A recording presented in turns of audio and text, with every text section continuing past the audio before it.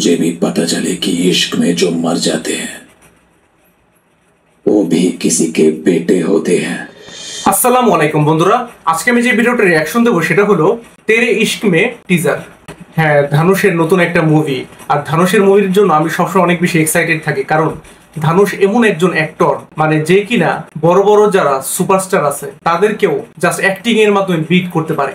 So এই মুভিটাকে দেখলাম অনেকেই রাঞ্জানা 2 বলতেছে। রাঞ্জানাতে কি লেভেলের অ্যাক্টিং করছিল ধানুষ সেটা তো আমরা সবাই জানি। আর এখানে রাঞ্জানা 2 বলার কারণও কিন্তু আছে, কারণ এখানে ধানুষ তো আছে, সেই সাথে ডিরেক্টরও কিন্তু সেম, আনন্দ এল রায়, এবং সেই সাথে এ আর রহমানের মিউজিক। সো এই তিনটার কম্বিনেশন আমরা রাঞ্জানাতেও দেখতে পারছিলাম এবং তেরে ইশক মে এই মুভিটার মধ্যেও আমরা দেখতে পাবো। সো এখন দেখা যাক যে এই মুভিটার মাধ্যমেও রাঞ্জানার যে ম্যাজিকটা সেটা ডিরেক্টর আবার ক্রিয়েট করতে পারে কিনা। সো চলেন আগে টিজারটা দেখে আসি। Let's start.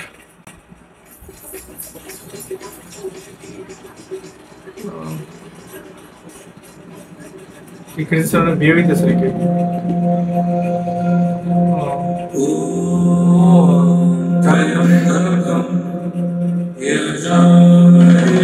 কি লোক, হ্যাঁ?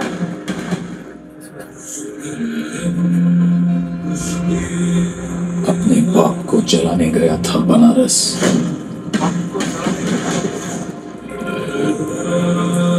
सोचा तेरे लिए गंगा जल लेता,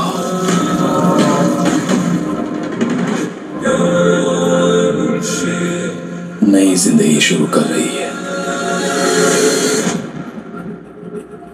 पुराने पाप तो धोले।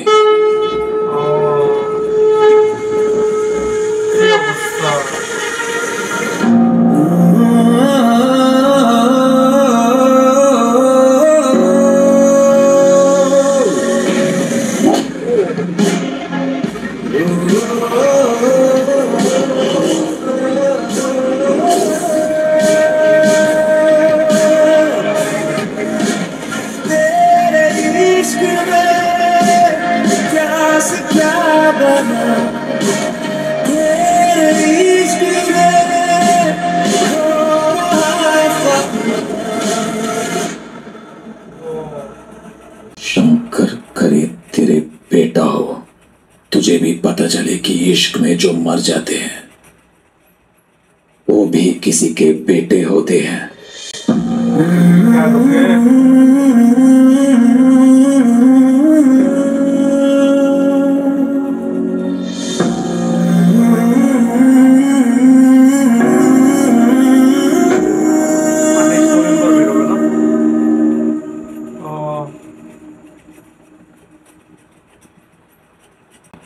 না, বোঝা গেল যে খুবই ইন্টেন্স একটা লাভ স্টোরি হবে রাঞ্জানার মতো এইবারও। তবে আমার মনে হয় রাঞ্জানার থেকেও হয়তো এক স্টেপ উপরে হবে, মানে ইমোশনের দিক দিয়া বা ইন্টেন্সিটির দিক দিয়া। অন্তত টিজারটা দেখে এটা বোঝা গেল।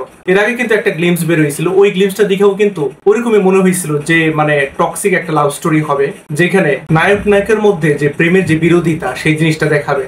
আর টিজারটা দেখে যেটা বোঝা গেল, ধানুষ কৃতিকে অনেক বেশি ভালোবাসে, বাট কৃতি ধানুষকে ভালোবাসে না, বা ভালোবাসলেও হয়তো এদের মধ্যে এমন কোনো বিরোধ ঘটছে যার জন্য তারা আলাদা হয়েছে। এখন মূল স্টোরি কি হবে সেটা তো মুভিটা দেখলেই বোঝা যাবে, বাট এই মুভিটা ট্রেলারের অপেক্ষায় থাকবো, কারণ ট্রেলারটা দেখলে আরো বিষয়বস্তু আমরা জানতে পারবো এই মুভি সম্পর্কে। তবে বোঝা যাইতেছে যে ধানুষ আর কৃতি এই দুইজনই একদম ফাটায় ফেলাইছে এই মুভিটাতে, মানে দুজনের থেকে আমরা দুর্দান্ত লেভেলের পারফরমেন্স পাবো, এটা জাস্ট টিজার থেকে বোঝা যাইতেছে। তবে আমি জাস্ট আশা করবো আনন্দ এল রায়ের যে ডিরেকশনটা সেটা যেন ভালো হয়, কারণ আনন্দ এল রায়ের এর আগে যে মুভি ছিল জিরো শাহরুখ খানের সাথে, সেটা ডিরেকশন কিন্তু বেশ একটা ভালো ছিল না, এবং সেই ডিরেকশনের জন্যই কিন্তু মুভিটা ফ্লপ হয়েছিল বক্স অফিসে। সো এখন দেখা যাক যে আনন্দ এল রায় যে এত বছর পর ফিরে আসতেছে তার ডিরেকশনটা এবার কেমন হয়। যে ইন্টেন্সিটি আমরা দেখতে পারতেছি এই টিজারের মধ্যে, আশা করা যায় যে এবার ডিরেকশনটা অনেক ভালো হবে। আপনাদের কেমন এক্সপেকটেশন এই মুভিটার প্রতি সেটা অবশ্যই কমেন্ট করে জানাবেন। আপনার কি মনে হয় এই মুভিটা কি আসলে রাঞ্জানার মতো হইতে পারবে, নাকি রাঞ্জানার থেকেও আরো বেটার হবে? আপনার যা মতামত সেটা অবশ্যই কমেন্টে জানাতে বলবেন না। আর রিসেন্টলি কিন্তু থামা মুভিরও ট্রেলার বের হয়ে গেছে, সেই থামা মুভির ট্রেলারের উপর কিন্তু আমার রিয়াকশনও দেওয়া হয়েছে। আপনারা যদি না দেখে থাকেন তাহলে এখানে ক্লিক করে দেখে আসতে পারেন। আজ আসি, আল্লাহ হাফেজ।